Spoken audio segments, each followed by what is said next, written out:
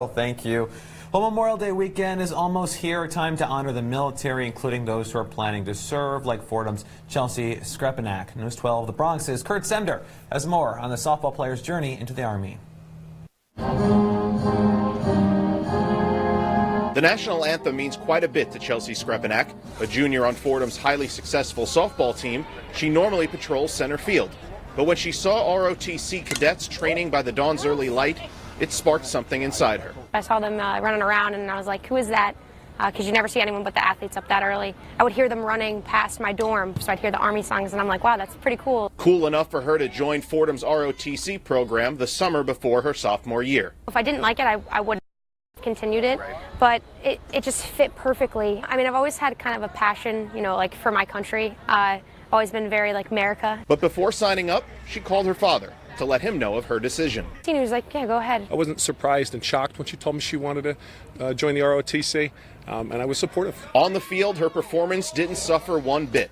In her junior season, she led the team in batting average, slugging 8 home runs, and was named first team all-conference. It's just a matter of, not being lazy, doing what you got to do. She loves pressure. The bigger the situation, the better she plays. I think that just shows even with her ROTC, and she's the type of person that is going to tackle any challenge that's put in front of her. Now, when you talk to Chelsea's softball teammates, they all describe her the same way, as a leader. And she says it was during her time in ROTC that she learned new forms of leadership that translate well to the softball field.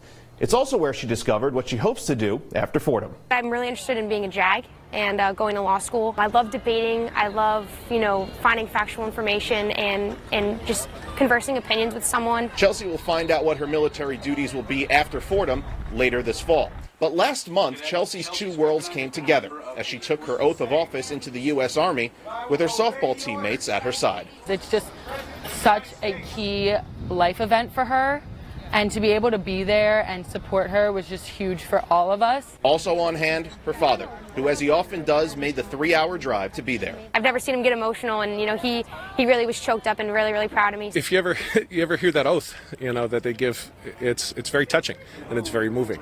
And it doesn't hit you until you hear your daughter, reciting that oath. It's just a culmination of all the hard work and all the time and effort you put in, and seeing that happen, I'm just very proud. I hope, if my story reaches anyone, that it inspires someone to go be an athlete and do it, because it's so easy to be an athlete and then go, lead in the military if you have a passion for it.